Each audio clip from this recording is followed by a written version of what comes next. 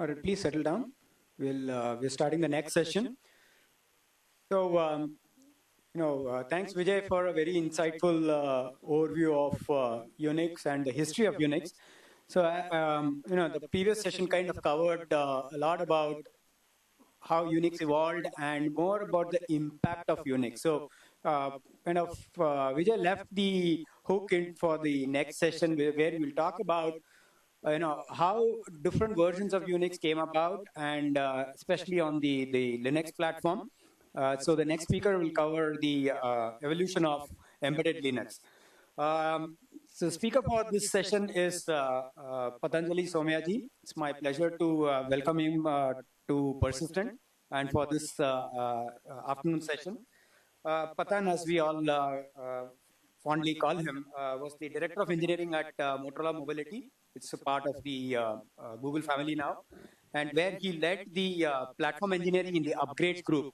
Uh, this team was responsible for various Android platform upgrades on the Motorola family of mobile devices. So if you have used the Motorola Razr or the Atrix or the Droid phones, and if you've been using the Android versions of it, any upgrades that you might have seen over the last few years, Patan's team was probably responsible for that. Prior to part of Motorola, Patan was part of a company called Azingo Systems, where he was the senior director of engineering and product development, and he was responsible for the product roadmap and on Azingo's mobile Linux platform, their WebKit browser, and their web runtime. So Patan brings in a lot of his insights into the embedded Linux platform from this his work at Azingo. Prior to Azingo, he was the co-founder and CEO of a company called Codito Technologies, which is an embedded Linux company. And Codito had developed the world's first integrated multi-core software programmability solution and provided cutting-edge Linux and multi-core software solutions to leading semiconductor companies. So that's where his genesis of embedded Linux comes from. So it's really a good fortune for us to have Patan here to talk about the evolution of embedded Linux. So Patan, over.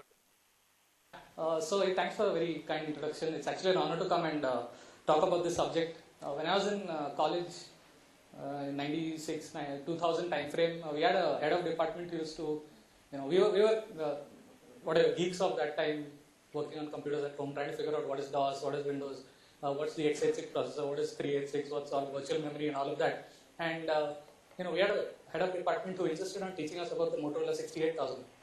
And it was all Greek and Latin. It was like, what's the relevance of what you're teaching to what we are going to do later? Believe it or not, when I stepped out of college, the first project that I worked on was on an ARM processor, and it had absolutely nothing to do with x86. And for the last 13 years, that's what I've been doing. So, this is how this is the journey that I want to share with you. And I don't know how I can top the video that you showed at the end with my talk, but point of reference is I was born in 1979. So half the action in Unix was over by that time, right? And this is really about what happened to Unix. That's better? Do we use both or we use one? Hello? Hello?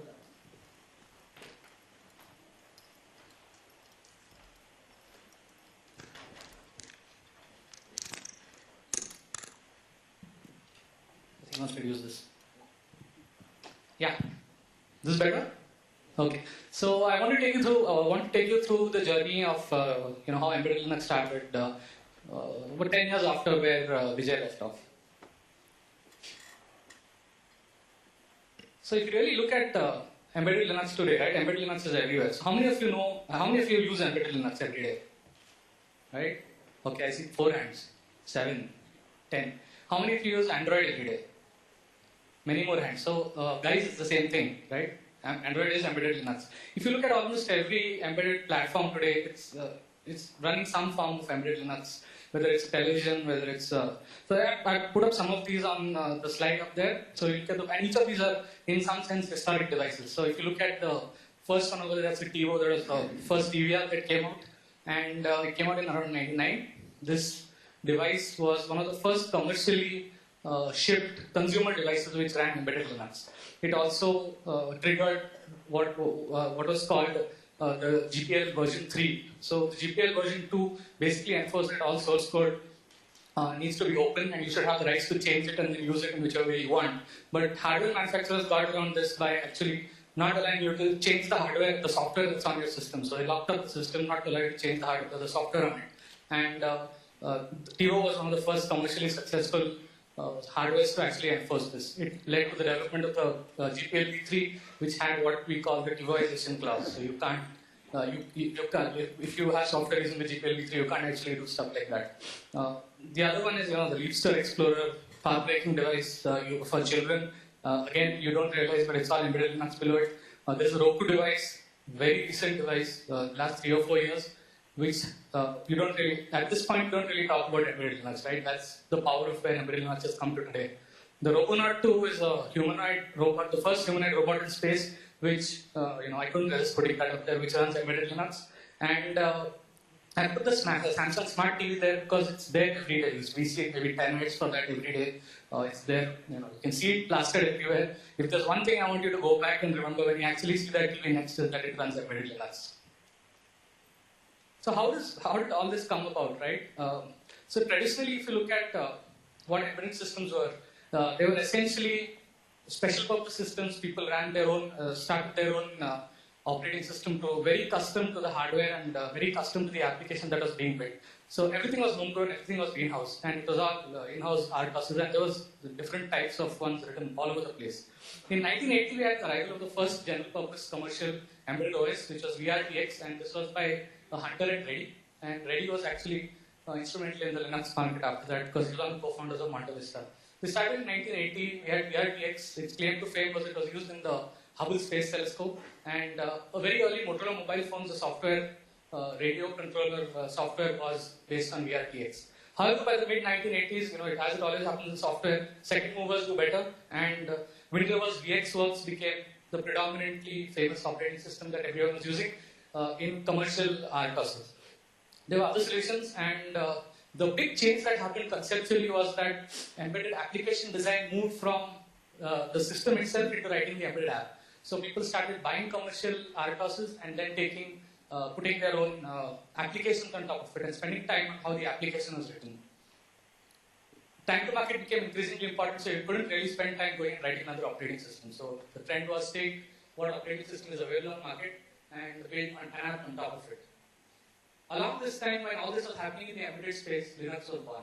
So started in 1991, everyone knows the history of Linux. But the interesting thing was that in 1995, it supported many architectures. It was already on its way to becoming a multi-architecture operating system, though it started out on the x86 platform. And by 1996, it supported the Motorola 68K, which I spoke about, and the PowerPC. And the PowerPC is where really embedded Linux was initially deployed. We haven't yet come to the era of ARM. So in 1995, the Debian maintainers wanted to build a bootable, installable rescue floppy for Debian, and they found that putting all the Unix utilities on that was not able. They weren't able to put everything on one floppy. So Bruce Perens started a project called BusyBox, which even today is like the Swiss Army knife of embedded Linux programmers. This was in 95. In 1997, we had the first Linux router project. We started to have a whole Linux router on a floppy, and that was really, it's credited to be one of the initial embedded Linux projects, really the first one. And it spawned a huge router industry based on embedded Linux. In fact, I have a slide later. You can see a lot of the commercial routers today, the Linksys, Cisco routers are all based off that pedigree. By 1999, it was a pretty much established market. Commercial RTOSes were a billion-dollar industry, so there was tools, but it was all commercial. It wasn't really a Linux market. It was also historically the first year that you could go and buy a commercial Linux distribution for embedded systems when Monte Vista's Hard Hat Linux came out. So this was the first time you could actually go off the shelf, buy developer licenses and build out. The same year that we had a huge market share for commercial RTOS. There were a couple of consortiums formed, and this 2000 timeframe was when people started talking about embedded Linux, and you would find most of the pitches were about how you should use embedded Linux in a project. Today, it's almost it's what you would choose by default. But in the early 2000 era, it was something that you had to convince the customer to go for. So why did it grow? Why did embedded Linux really take on the market, and why did it reach where it was today, right? So there are a bunch of things, some of them common to why Linux took over, why you see Linux everywhere today. One of the important things, of course, was, if you have enough eyeballs, you will have lesser bugs. And because of the open source nature, you would find a lot more reliability. So there were initial concerns about, hey, this needs to run mission critical embedded systems. Is it the right thing to use? And that slowly ebbed over time as it started getting deployed in server environments, it started getting deployed in things like stock exchanges and places like that. The other interesting thing was what was happening thanks to Moore's law and on the chip side.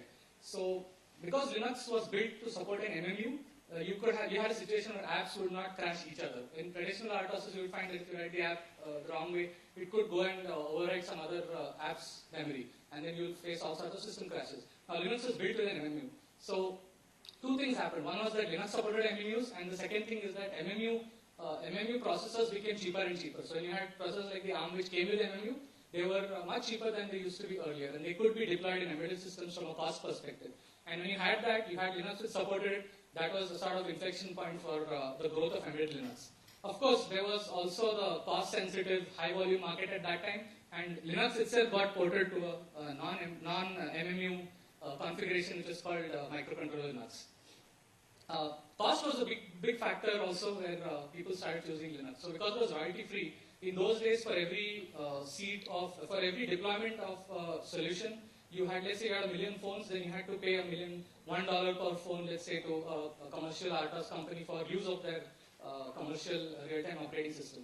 That was completely not there in Linux. So there was no royalty on a per-seat basis for if you deployed open source embedded Linux. If you took one of the commercial solutions, you normally had to pay a per developer seat. So it was still bounded. So you had 20 developers, you had to pay 20 into the per seat cost. But it was nowhere close to what you would pay if you were having a large deployment. Cost was a big part. The other part was that if you look at every embedded system, software is playing a very key role. So for any vendor of a system or a machine, what goes into that is, in the software side is very critical. The dependence on one vendor in that was becoming a problem. So if you had, let's say you built on VxWorks, then you were dependent on Windows for the rest of your life for all versions, for upgrades, for bugs, for fixes. You didn't have access to source code. So there was a lot of dependence that people were not comfortable with for their bread and butter revenues. And hence the shift started towards using embedded Linux. One of the big things, of course, that contributed was that Linux was built as a network operating system. A lot of the, from the ground up, it was built to support networking. Whereas when you took a commercial RTOS, then you would normally pay extra to get a networking support on top of it. At the same time, it was not that there weren't competitors. NetBSD was doing very well as an embedded operating system. But what people normally credit the Linux growth with is the fact that Linux was based on the GPL, and that forced a lot of new code to come out. Because of that network effect, there was more and more code, and eventually Linux really displaced NetBSD as a system of choice on embedded systems. ARM was getting very strong, and Linux was ported to various system-on-chip architectures. As you know, ARM is a system-on-chip architecture where everyone has their own version of what the final chip looks like. And Linux started getting ported to all of these. And there was a lot of cross-development happening. So there was things that are happening in the server that got used in the embedded world. There were things that happened in the embedded world that were used in the server. So for example, servers used the concept of networking was brought from the server side. And there's a concept called CPU hot plug where you actually want to change CPUs at runtime, like bringing a CPU down and putting something else. Now that didn't initially have relevance in the embedded world, but as we start looking at quad-core, dual-core, multiprocessor architectures on things like mobile phones where the same technology gets reused. So there was a lot of power management from the embedded side then went into similar solutions were brought to reduce server consumption on the server side. So there was a lot of work that was happening in complementary areas, not directly embedded space, but work happening on Linux that led to Linux itself being more and more powerful every day. So coming back to the Linux router project, right? So it had a few pioneering features. So one of them was first OS was a really small, first general purpose Linux, Unix-based OS, which had a very small footprint. Good packaging, you could configure, they had separation of different parts of the file system. These are things that as embedded developers we take for granted today. Whether it's working with Android or it's working in embedded Linux, we take these things for granted, but these are all pioneering concepts at that time. And you could actually run it from RAM disk, or run it directly from Flash at the point with the execute in place. So there's a bunch of features that this came out with, and this was the a precursor of a big networking industry based on embedded Linux. The router, I'm sure a lot of you have seen this router, and it's based on embedded Linux. In fact, was the subject of GPL violation patents. Predecessors to this device actually helped legal enforcement of the GPL. So there's also a legal precedent to GPL. It's not just something on paper, but courts have upheld the fact that the GPL is a valid license, and embedded Linux networking is responsible for a lot of that. So they say that it's that wars is a great way to understand a civilization or a country, right? What wars have they fought? Who have they fought their wars with? So in that sense, Linux has been full of wars. But there are a few that have been relevant to the embedded space. So we'll just go a little bit into one of those wars. That's the war for real-time Linux. So when as I mentioned earlier, when embedded systems started out on with real-time operating systems, real-time was a very important thing. When Linux came around, it wasn't really real-time. So there were a lot of approaches where the people were trying to shoehorn Linux into an embedded environment and trying to put it in parallel systems where another real-time operating system already existed. So the concept of real-time operating systems basically is that you can have deterministic tasks. If you say something needs to run, this task needs to run every 30 milliseconds, then the task must run every 30 milliseconds. It can't run, say, 30 to 35 milliseconds. That doesn't work. This is used for a lot of mission-critical systems, timers, all over the embedded industry. Say you're running a car, or you're running a network stack on a mobile phone. All of these require really deterministic times for running tasks. And you can't have an interrupt coming, which then takes a long time, and you overshoot your time that you have set for your hard real-time deadline. Linux didn't support this in the beginning. So there were a lot of applications which needed Linux to be shoehorned into this sort of environment. So initially, Timesys introduced a very commercial solution which was shipped as Linux RT 1.0. Then there was one of the famous versions was FSN Labs Real-Time Linux. And the concept that, again, it was commercially licensed. The concept that they took was that they ran a real-time kernel and then ran Linux as a low priority thread on that. So the threads of the real-time kernel got priority, ran hard real-time, deterministic, under 15 microsecond time latency on x86 in the year 2000. And initially all your real-time tasks had to be written in the kernel itself, but then it sort of developed it so that there's a POSIX API on top.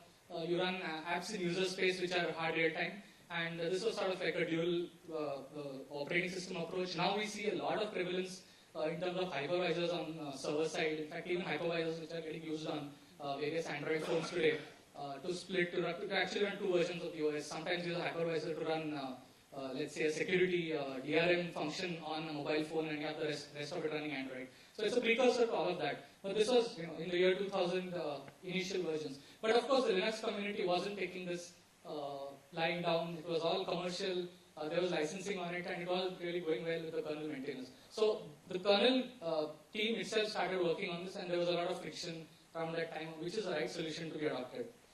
So in 2000, Ingo Molnar and Andrew Morton, the very famous kernel maintainers, they started work on something that was called voluntary preemption. So what they did is they took, essentially looked at all the worst case interrupt latencies in the system, in the kernel itself, and started breaking all those cycles to make sure that they could voluntarily preempt, right? So this was more like a good citizen type of programming where they tried to reduce the various places where the kernel would take a lot of time and allow it to yield to some other high priority process in the kernel.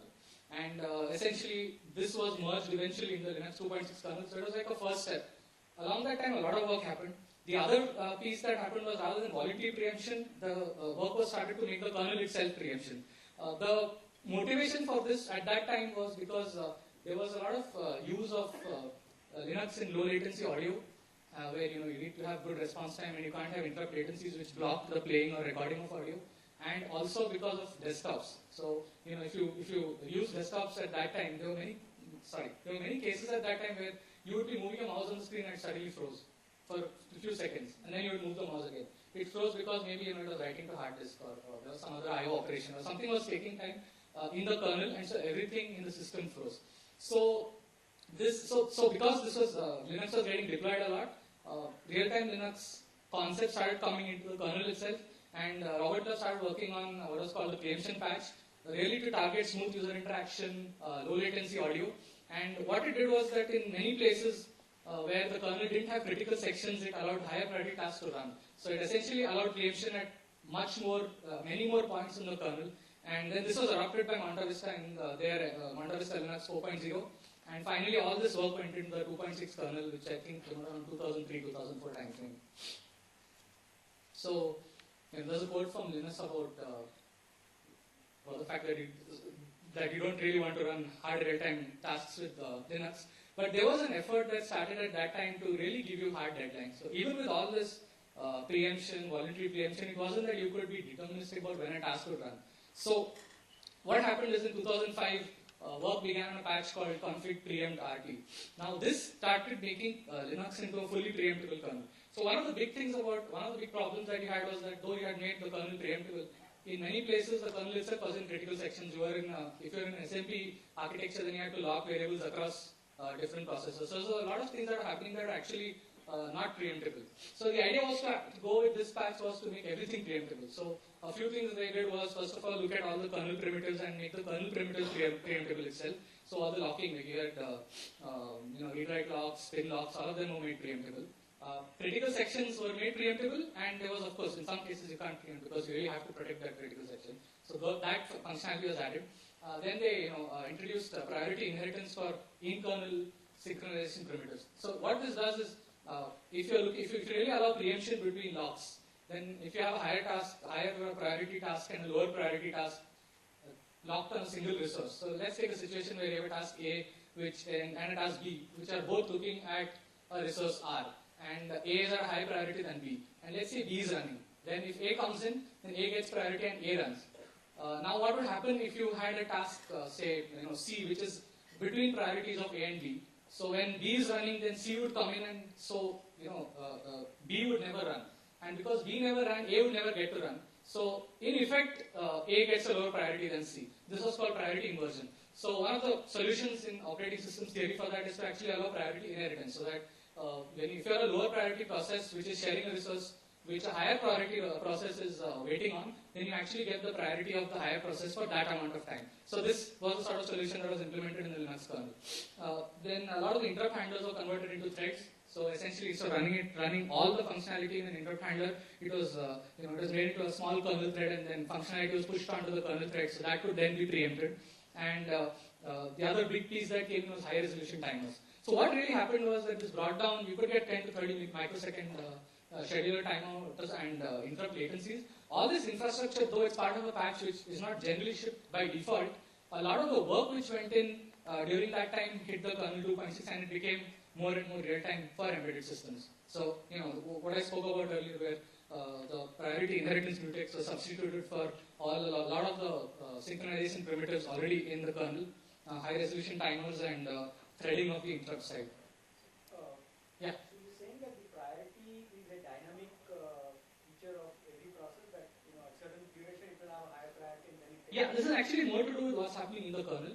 So in the kernel itself there are priority. So you may give the UI thread higher priority in the kernel. So then if you're running something else, say on I/O, then you would want to block that. So it's not really at the user level processes, because that's completely, you can do it, but this was more with respect to is the kernel preemptible at all. Then you have stuff running on other cores and how they talk to each other. It's really in relation to that. So this is what was happening in the one of the wars that was fought over there. Coming back to history, if you look today, ARM is everywhere, right? Every smartphone that you're running is running an ARM processor. Not too far back, say in around 1995 to 2000 timeframe, even ARM was a small startup struggling to sell its chips to other people. Now, if you look at it, it's all over the map. If today there are inexpensive evaluation boards, there's a Beagle board, Raspberry Pi, and if you look at the smartphone market share, you can see Android, Symbian, but all of them are really running ARM processors. So what's interesting is that ARM is also coming into on the server side space. So AMD is going to release their ARM-based server architecture called Seattle sometime next year. So all the concepts of power consumption, embedded programming, massive multi-core is all coming into the server space, also courtesy of Linux and its deployment on ARM processors. So, though ARM was ARM Linux itself started out as a one-person project in 1994. This was part of the 1.x kernel, though it actually didn't get added to the mainline until 99. So if you remember what I said earlier about 1996 being when the M68K and the PowerPC were added. So around 99 in Linux 2.2.0 is when ARM was actually added to the mainline. So one of the interesting things about ARM is that ARM itself just sells you, tools, software tools, and an ARM core really in programmable form. And chip companies take that, put stuff around it, and build, let's say, put two ARMs together, put a digital signal processor over it, and build what is called a system on chip. So ARM is just a part of the system on chip, and then there's an architecture, there are tools around it, and really ARM licensees make more money than ARM itself on ARM processors. So that's the way ARM works. But because of this flexibility, there were so many different versions of ARM and a larger number of development platforms based around them that it really became like a huge farm of sub-platforms. And every hardware had its own version of how you would communicate with it, how you would set interrupts maybe, how you would, not very basic things like interrupts, but really how it would interface with other processors on the same system on chip, how it would interface RAM. There's a bunch of things that each processor had, which was very different from the other processor. And every development platform had its own way of being developed. So ARM Linux grew really as a bunch of ports across all of these. And by the year 2010, this was an unmanageable problem for the kernel programming team, and it was unmanageable for everyone else in the community, and every company was rewriting the way, everyone was reinventing the wheel for their own system on chip. So a consortium called Linaro was formed in 2010 to actually bring all of this development together and have something common around at least the common parts of ARM. It's something that even Linux started raising a lot of hue and cry about in terms of what's actually happening on ARM. It was really because of the variety that was there in the ARM space, the time to market, everyone was trying to rush solutions on ARM out, and the fact that all of that couldn't make it back to the kernel, that by 2009, 2010 it was really crazy, especially with the advent of Android in 2008. So coming to where it really took off was in the mobile space. So mobile Linux has been something that, if you look at the early 2001, 2002, 2003, everyone has been dreaming of getting Linux on a phone. So there were a few pioneering devices in this space. So if you look at the first one, right, the Sharp-Zorus SL5500 was the first embedded Linux mobile device that you could actually carry around. So this wasn't a mobile phone, but it was a personal digital assistant out of Japan. And what I'd like you guys to look at is really the computing power that was there at that time, and where it progressed, say, by 2008. So of course, this doesn't compare to the the PDP series, right? It's like, but coming from where we were starting off, this was pretty bad. So it's a strong arm. At that time, Intel actually had stakes in the, if you look at the Intel PXA over here, they had stakes in the whole ARM space. Maybe they're regretting getting out of it now. But we had, so then in 2003, Motorola did the A760, pioneering device, first Linux mobile phone, with a full Linux stack based on Qt, and it had like a QVGA 24320, 360 megahertz, right? We are talking about gigahertz processors in mobile phones now, but this started off with 360 megahertz. The very famous OMAP series from Texas Instruments, which is shipped millions of devices over the last 4 or 5 years. They just got out of the mobile market last year, but this was one of the early ones, the OMAP 1710, again running at 252 megahertz. Nokia brought out an N770 tablet at that time, which was the precursor to MeeGo. So this was actually based on the Maemo platform, entirely Nokia, a lot of open source. It was a delight for open source developers who wanted to work on an embedded platform that was portable and hackable. And of course, in 2008, the first mobile built on Android from Google, HTC, T-Mobile G1, Qualcomm at that point, system on chip, which ran both the stack and on the same system on chip, it ran the stack and the OS. And we had, it was running at 528 megahertz, so launched with Android 1.0. At that time, which was built on the Linux 2.6.25 kernel derived of what we just spoke about. So in 2008, this was when Android really started. So along with anything successful in the technology world, there is some consortium around it, right? So if you had, for embedded Linux, there were a few historic consortiums early on. So one of them was Maemo, which was what Nokia built tried to build as the community around the 770 tablet and all the technologies around it. At the same time, in 2006, a foundation called the Limo Foundation, Linux Mobile Foundation, was formed. So companies like Motorola, Samsung, NEC, Panasonic, and a few operators like Vodafone came together with the hope that they would build a Linux platform that would be used on mobile phones worldwide. So common Linux platform, everyone pulls in, does the work on the platform side, and then everyone just concentrates on writing their applications. That was a great concept, but it was actually implemented better by the Google guys in the Android platform. The difference, of course, is that Google writes all the platform software. But this was started in 2006 and then eventually rolled into the Linux Foundation as the Tizen project in 2011-2012.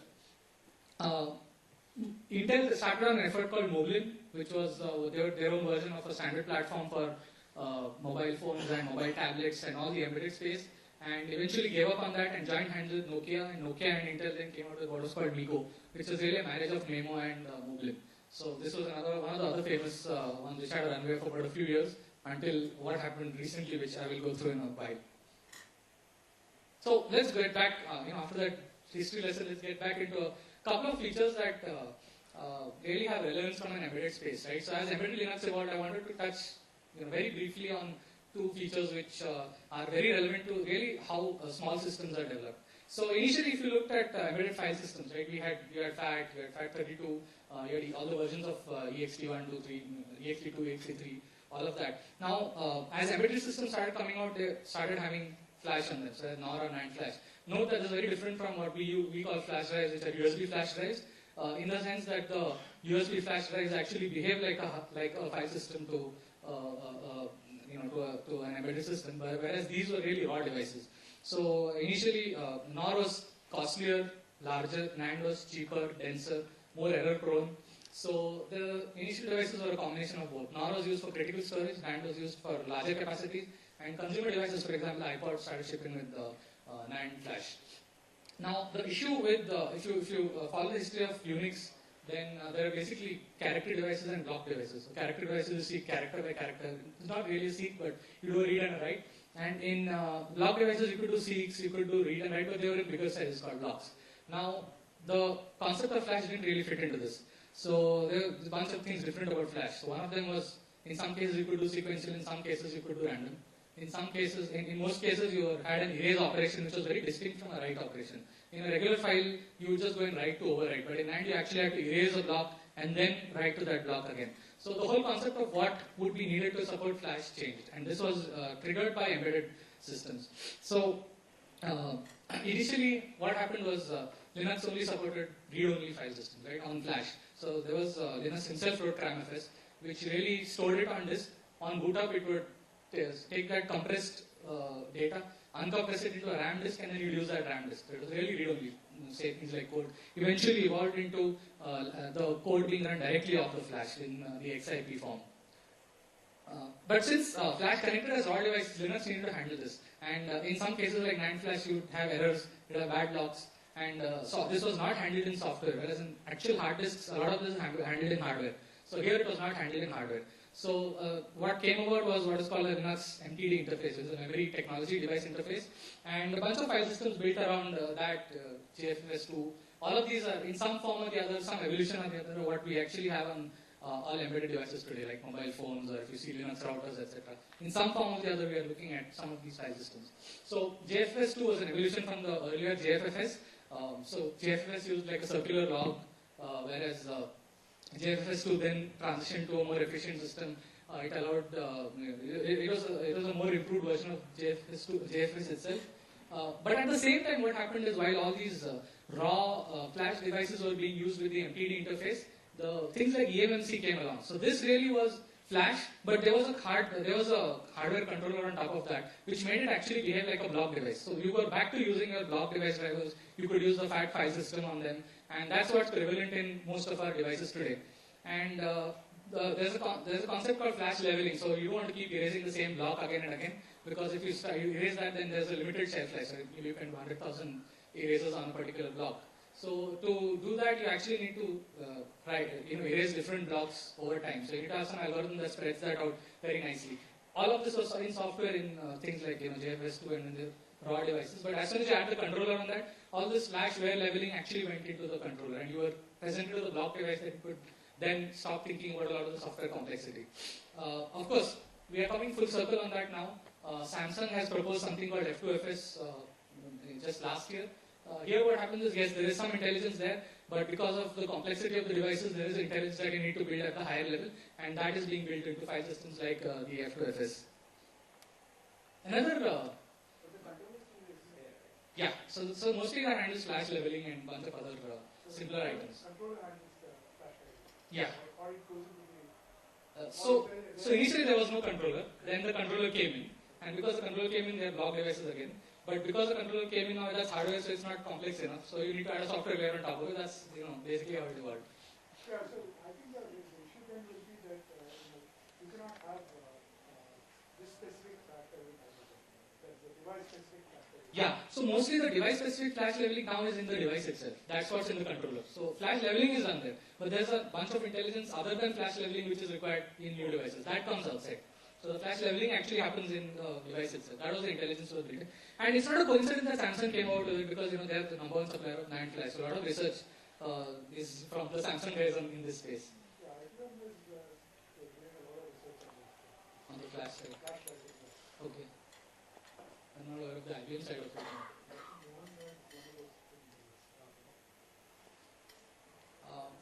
So flash is one very critical part of embedded systems. The other very important part of embedded systems is power management, which was not really relevant to embedded systems when they started off, with embedded Linux when they started off, because it was mostly used as a router or some networking equipment, and they were all plugged in. They were not plugged out.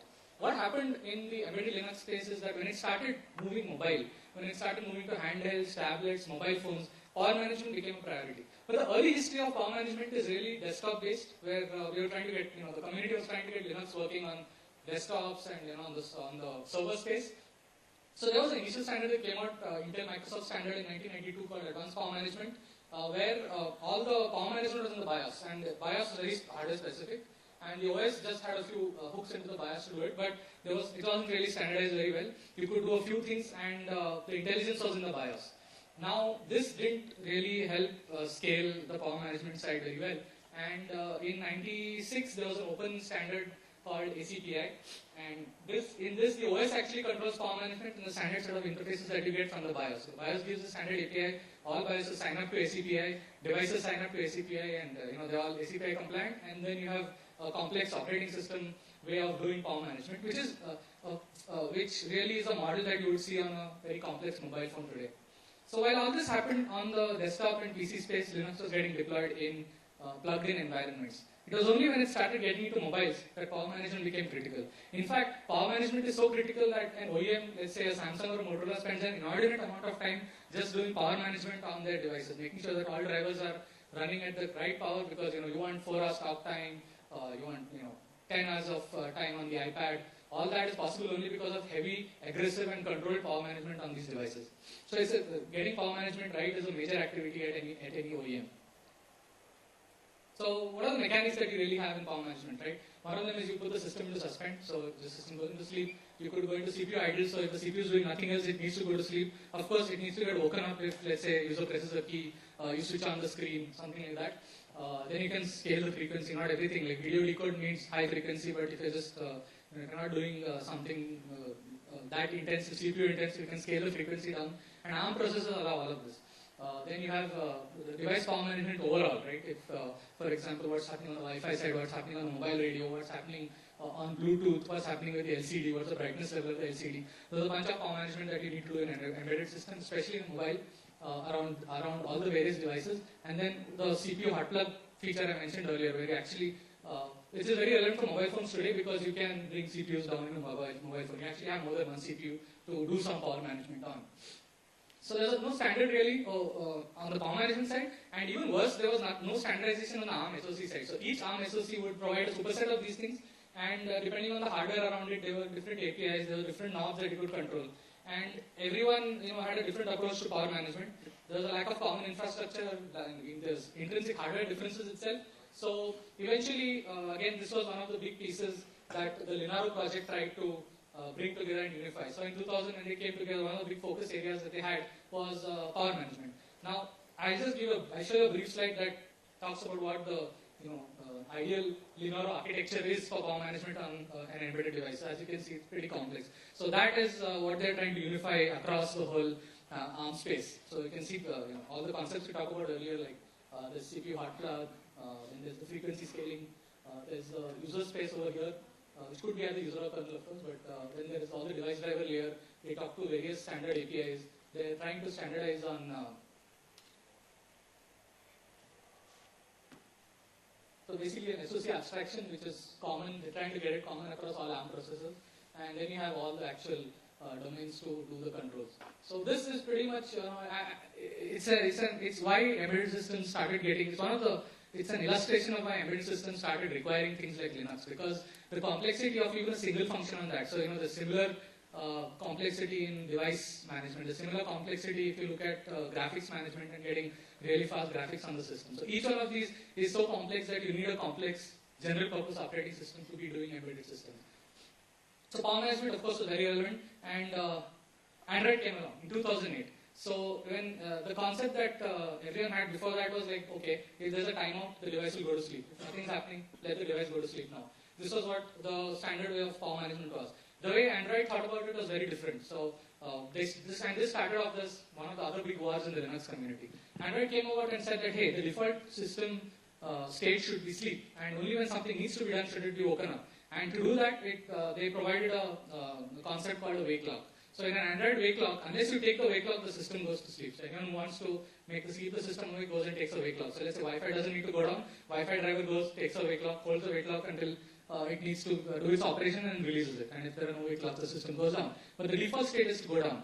Now this was a highly controversial feature. It was almost like a hack on the Linux kernel. It was all over the map.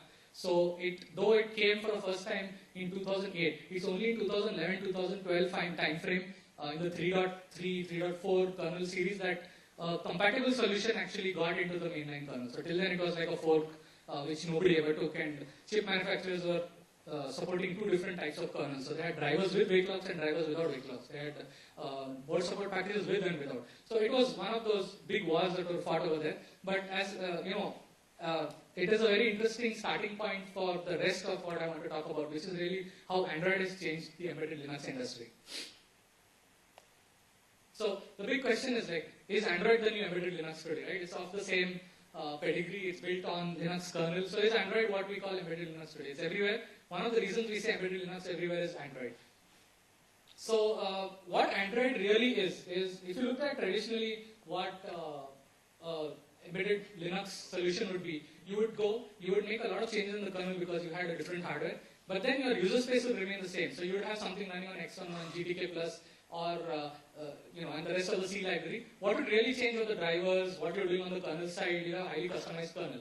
What Android does is really the opposite. There are very few things that it changes in the Linux kernel itself, but it has a completely different user space, which is nothing like what Linux has seen before. It is a version of the Java virtual machine called Dalvik, which is not really Java, and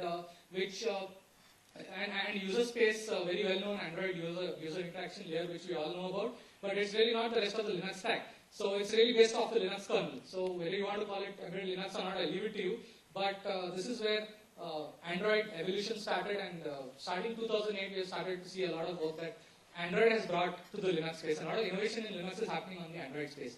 Few things which are interesting, which I wanted to bring up, were technologies that are very relevant to Android, which are now making it into embedded Linux. So one of them is what we call Android anonymous shared memory. Actually, I talk about Binder first. So Binder is an IPC mechanism and an RPC mechanism for various processes on Android. So if a process wants to talk to another process on Android, it's a very efficient way through the kernel to talk to that. So there were, of course, many ways to do IPC on Unix, and another debate is why none of those were used and Binder was created instead of that. There are a couple of historic reasons and also reasons why technical reasons as to why Binder was adopted in Android. The historic reason was that a lot of the programmers for Android came from BeOS, which was a very successful operating system, and the BE guys had something called OpenBinder, which was used throughout the system. So they were very comfortable with the concept and they brought it here. And then there were a bunch of technical requirements. The interesting thing about Binder is you can actually, it's not just between two processes, but you can actually pass tokens across processes. So if you want to run, like let's say you have a display architecture and you have a, say Surface Flinger is your display process, and it needs to talk to other processes, and then you can actually run. So since it's a token passing mechanism, you can actually split it into two processes. You're not bound by just having it between the two processes that you initially set up with. So there's a lot of things, and Binder is used extensively. It's like almost the foundation block for everything in the Android system. In fact, the shared memory that Android built out is based on Binder, based on talking through Binder across processes. Now, one of the big pieces of Unix is shared memory. So there's System 5 IPC, there's all sorts of different mechanisms that are very traditionally used, but Android came up with something new. One of the motivations for this was to be able to reclaim memory. So in a phone, you really can't have too much memory being lying with a process which is not really doing much with that. So while you want to aggressively cache in a particular application, it's not efficient for the rest of the system if that cache is used up in one application. So what this version of shared memory allows you to do is to actually pin areas that you don't want to be you don't want to lose, and everything else can be reclaimed by the system whenever it wants to in a low memory condition. So that allows you to do very aggressive caching, but whenever you find the cache is missing, you can just go and recache that for your application. So it allows a very efficient way of handling memory. And of course, the other thing is that the shared memory goes down if a process goes down. So in mobile phones, normally you kill processes left, right, and center based on either it's using too much memory or it's not responding fast enough to the user, and you just go and kill it in the background and then it respawns itself. Apps are built in such a way not to believe in too much running states. In Android, actually, a state is managed within every activity. So there are multiple activities that an app will have, but really they're all self-sufficient, they'll come up on their own, and that's the way you program it. So it's really not much for an app to be killed. This is not really the same on a server process, where once you spawn a process, you want it to have a lot of uptime. So because of this difference, there are features in Android shared memory which allow you to, as soon as the process is killed, it actually deallocates that, and you don't have the system in, which you have in like System 5 IPC, where you have to actually reboot the system to reclaim that memory which is leaked. Then another, this very nice inbuilt in-kernel logging mechanism used extensively by all Android programmers to do all the debugging, in-field debugging. Even if you deploy a device and you want to know if you have an on-field issue with it, you actually pull the logs out of the device. All of this built on a very strong logging framework. There is something called PMEM. So PMEM came about because of architectural limitation of the Qualcomm 72XS series, I think. But essentially what it needed was, typically on Linux system, you can have continuous virtual memory, but the physical memory that it maps to may not be contiguous. So you may actually have, the memory could be anywhere, but it looks like it's from a continuous set of memory addresses in virtual memory. Now, for a lot of embedded applications where you want to map DSP memory or you want to map GPU memory, you actually have physical memory that you need to map. And so just working at the virtual level won't help.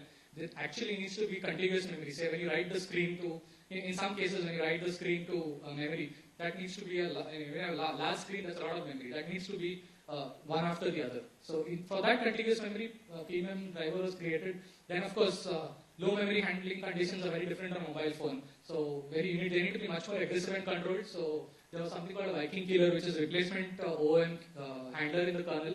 OM is out of memory. And this replaced in the sense that it basically makes your least recently used process killed. So it's really from a user perspective rather from a system perspective. The user is not using a process for a long time and that gets killed, rather than where the system resources are getting used or what system resources are getting used. So that's the sort of change that the Android brought about in the Linux kernel. I already spoke about wake locks, and then of course there's usual mess that comes with writing embedded Linux and Android on ARM architecture codes. So today, it's the most popular embedded Linux distribution.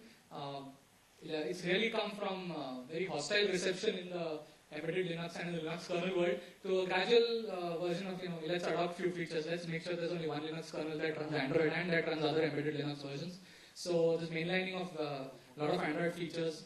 In fact, there's even borrowing of technologies where the new display server from Ubuntu called Mir is actually based on a lot of Android technologies, and it's going to use the same Android layers so that it works on a large variety of ARM hardware. And of course, as programmers, we all love ADB. I'm sure anyone who's used ADB looks for it on every embedded system that doesn't have it. So this is just a snapshot of kernel log message when some historic patches went in from the Android space to the kernel space. So you can see the binder patches and logger patches, low memory killer, and a few other features that came in. And this is sometime around the end of 2011. So the Android started in 2008. It took them 3 years to get acceptance in the Linux side, and that's where embedded Linux is going today. So looking ahead, so we have the journey from Linux, embedded Linux, ARM, and we come now to Android, and Android is everywhere. So where do we go from here, right? So there are a couple of organizations, consortiums which are really driving the future of where embedded Linux is going forward. Linar was founded in 2010. It's non-profit. It was founded by ARM, Freescale, and basically all the chip manufacturers, IBM also. The idea was to focus on areas which are common and the areas which are relevant to silicon. So it doesn't really release any distribution, it releases a build, but its focus is on making sure that the common areas are worked on in a common engineering team. So all the member companies contribute engineers and the engineers work together in open source with the kernel maintainers to make sure that there's common ARM stuff happening for different things, especially stuff that is very relevant to the chipset itself. So you think multimedia graphics, I/O power management, boot up of the kernel, all of that. So it's really generic ARM technology. Linaro is working on that on the embedded Linux side. Then there is something called a Yocto project. So there are many projects which came along where, hey, I want to put embedded Linux on my system, but Red Hat doesn't cut it, or any embedded Linux distribution doesn't cut it. I want to build my own embedded distribution. I want to control every line of code that goes into that. So Yocto is a project which is started, now part of the Linux Foundation. It's based on Poke and embedded Linux. It provides basically the system software, and you can pick and choose what goes into that. So a typical way of really building out an embedded Linux system of your own using the Yocto project would be that you could pull upstream project, whatever local projects you have, and you can sort of mirror them on your location. You have all the metadata about what is your configuration of machine, what are the different policies you want, the bit-take recipes for how you want the system to be built. Then you fetch the source. So the whole process where at the end of it you actually get packages. Those packages are fed into a full image, SDK is generated with it, and then you finally get an embedded Linux image. So there's really a build everything from scratch. If you've done Gentoo Linux, it's sort of like that, where you build your whole embedded system and you have control on every little aspect that goes into it. There's another place where embedded Linux is really doing well very quietly, and that is the automotive space where we have in-vehicle infotainment. And again, what's happening is that in-vehicle infotainment is becoming more costly. You want your phone to talk to your car. There's the number of microprocessors in the car itself is increasing. You want to get output from there onto your screen. You want to do navigation. You want to have all sorts of advanced features, and electronics is getting very complex, and the infotainment piece of that is also getting very complex. So there is a consortium formed called Genevi, which really is like a compliance and common technology platform for automotive Linux. They have so there is a bunch of Linux versions which are compatible with Genevi, and there's also configurations where you run the hypervisor configuration where you run Android, you run the Genevi platform for all the for the solutions which are really automotive focused. You run Android for Android apps on it, and both of these OSs coexist. So there's a lot of work going on in that space, in the automotive space, which is marrying embedded Linux and Android. What happened to Moblin, MeeGo, and all these guys? Finally, Limo, Moblin, MeeGo, all of these collapsed into something that's called Tizen. It's an open source standard-based platform, but not just for phones, for anything that's an embedded Linux device with a UI. And this is now part of the Linux Foundation. It is derived off Samsung's original SLP, which was one of the founding pieces of the Limo platform. And expecting devices in 2013, end of this year, based on Tizen. We'll see what happens. Not that everyone else has been sleeping. So Ubuntu decided that they have to have their own version of smartphones. So this is something that's slated for end of this year or early next year. OEM customizable, same OS. So the promise is that what you run in a desktop, what you run on a server, and what you run on your phone, all based on the same software stack, the same software ecosystem. And really promises to have HTML5 and native clients all running on the same platform as first-class citizens. So if you're confused about Linux, MeeGo, Nemo, all of these guys, don't worry, the rest of the world is also confused. So, and this is just, I think you had in that video briefly brought up history of Linux, Unix timeline, right? BSD and all that. That's a very small one. The one which I actually have wanted to put out is so big that you can't even say character there. Yeah. So you can't see a character here, but I put it up. You can't really read anything over there, but it just shows you the mess that's happening. This is like, this is just a part of it. There's the ARM mess that happens, and it's a pretty complex world, so it generates jobs for all of us.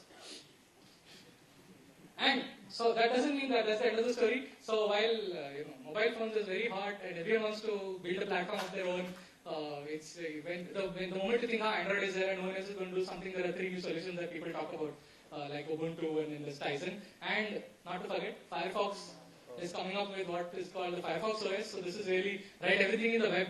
It's of course a Linux platform below, but it runs a Gecko engine, and then there's apps built on top of this, which is in the web space. And we are hoping to see. Okay, these are launching soon. So there's a lot of hype around all of these. It's in Telefonica, right? They had, yeah. They opened it out to phones. Right. So they have it. So we hope to see some of them in India at some point. So there's a lot of excitement in the mobile world, even though we thought that iPhone and Android and maybe Windows is the end of it. There's a lot of other stuff happening on embedded Linux. Infotainment. There's chances that every screen that you see today and going ahead is in some form or the other embedded Linux. Like even if you're going on a flight and you see the displays over there where they're showing you television serials or movies, chances are it's some version of embedded Linux or the other. So with that, I'd like to end my talk. Thanks again, Minky, for the opportunity and for calling me, and hope you guys enjoyed it. Bunch of sources if you want to go over it. Yeah, sorry. Any questions? I didn't know that was a joke. Yeah, go ahead.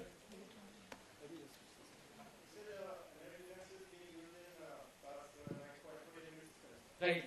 Use the mic, please. There are others.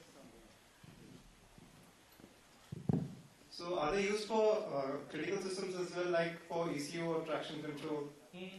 No, they're not used for easy or traction control. But what's happening is that, so what they're trying to do is get a common bus so that output from that can come. So not actually used for the control part, right? That needs a different level of certification, and those are really, very hardcore embedded systems. What happens is the output from that, for monitoring purposes, for example, right? That's coming into the entertainment system.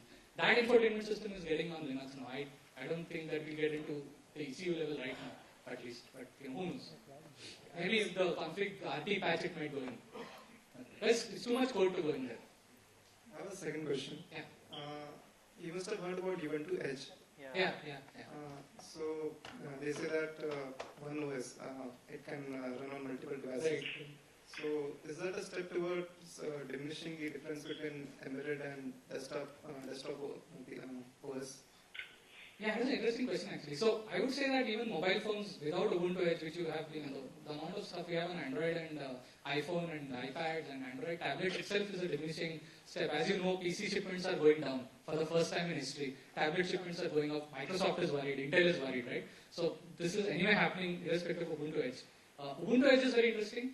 In fact, plug for Motorola, we had got something called the WebTop a few years back, which was not a commercial success. We lost a lot of money on it, but it was the same concept where you have a laptop, you have a phone, you take your phone, you plug it into the laptop, and the laptop is just a shell. It actually uses the compute power of the mobile, and then we had run a version of Ubuntu on it. And this is a pretty similar concept.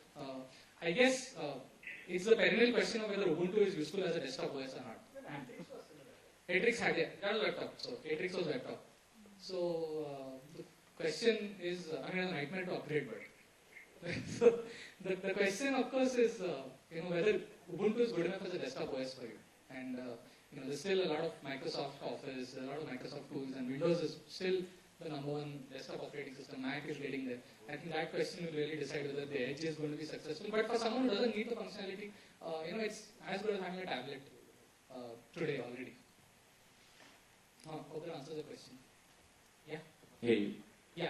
One question. Another Question question. from Nagpur. Should we take it after this? Can we take it after this?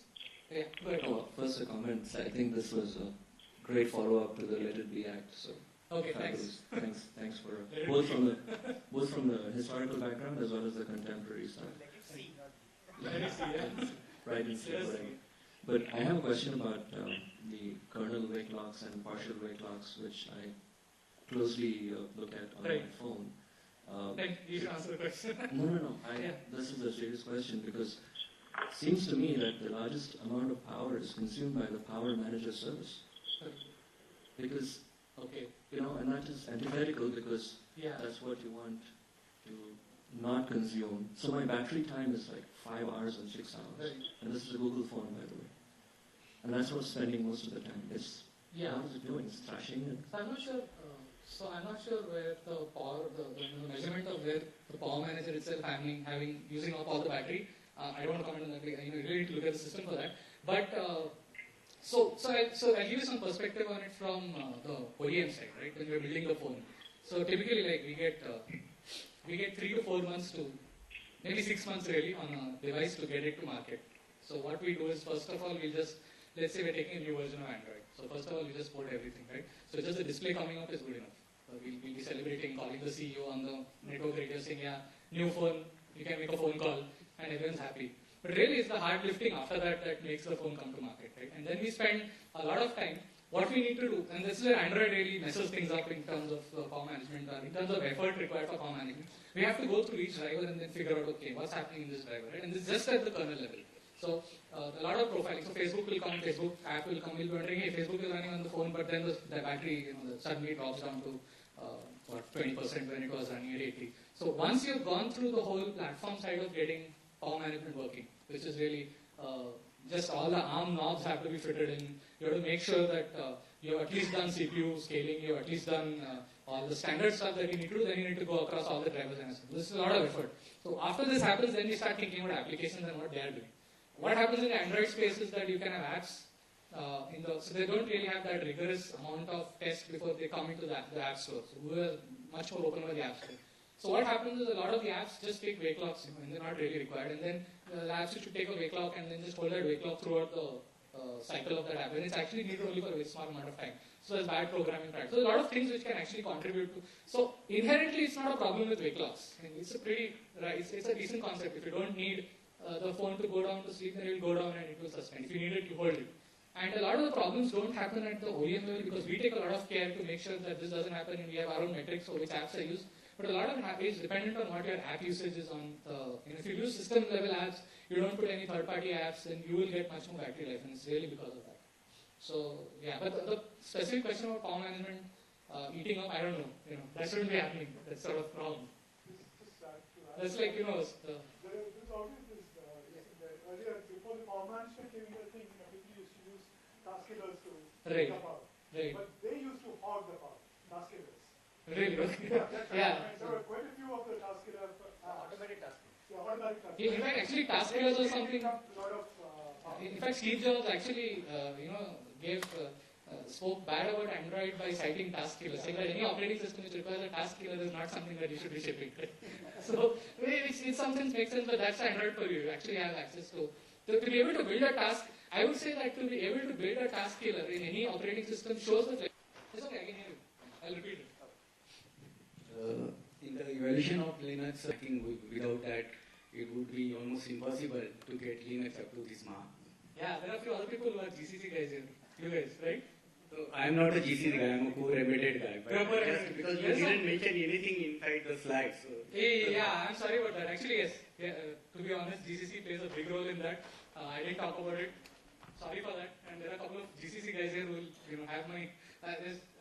It's something that I just didn't talk about. But GCC plays a very important role. And in fact, none of this is possible without the effort. In Linux itself is not possible without the effort that was taken on GCC and the whole GNU compiler toolchain. What's happening is that all of that is becoming system software and very, there was a time when almost every embedded company would try to write their own compiler and try to optimize their own compiler, but that's not happening now. It's becoming more generic, more hidden in the systems layer. And of course, every ARM SoC then has to go in and make sure that the compiler is working. What's happening in ARM space is that Linux has got a big team which is working off the GCC compiler. So they're trying to make it common across. What happens on GCC common across all ARM chipsets. You want to add anything on GCC? No? You guys? Cool. Sorry. Yeah.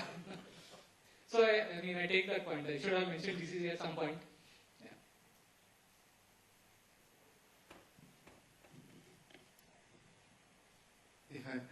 Actually, you talk about embedded Linux and ARM chipset like Raspberry Pi and Big. Right.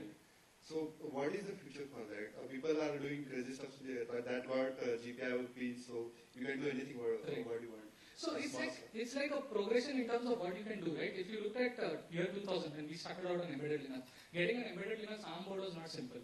You had to actually, beg from companies to go and get the ARM board. So it was not something that was widespread. What has happened is the shift in that whole process, right? And if you look at around the 2004-2005 timeframe, TI came out with, BeagleBoard is actually a Texas Instruments board, right? They came out with the OMAP platform, but they came out with general purpose OS boards, where you could really, not very cheap, but you could buy it off the shelf and start using it. So we are seeing a maturity of the market, where now it's available off the shelf to anyone. So it's really the availability and the flexibility you have on that. So you're not limited. It's just like the Android app market. You have a full platform to play with. Now you can write whatever application you want on top of it. This wasn't possible even 6 years ago on a mobile phone. You didn't have access to most of the platform. Even if you did, it was in like a Java mid-B space or something like that. So it's just more accessibility to the platform, more APIs, and because of that, you can see an ecosystem building around it. Because the BeagleBoard is available, because Raspberry Pi is available at the cost, so BeagleBoard is like 150 or something like that. The Raspberry Pi is even cheaper, $35, right? 37. So it's really cheap, right? Anyone can just go and buy one and start experimenting on it. So is there any different ecosystem for the OSs that embedded Linux are required to develop for that particular? So there is definitely board-specific work that has gone in, and it's shipped with the boards. So the Linux you get for that is the BeagleBoard Linux, and you get the it's a variant, of course, to support that particular hardware. But the root source is all the same. It's a great way to start embedded Linux, if you want to. But a great way to start embedded Linux is an Android phone also today. If you take a pick. Thank you. Thanks. Okay. Great. Thanks. Thanks again, brother.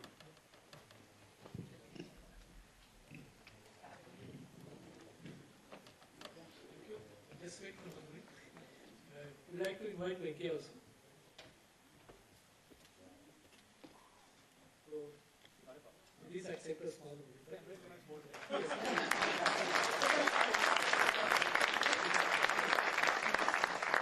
So, thank you all of you. It's a Raspberry Pi. It's an Apple Pi. Thanks. Thank you all of you for joining for this session. As you know, our next session is on 31st August, and that will be taken by Ajay Deshpande. Thank you.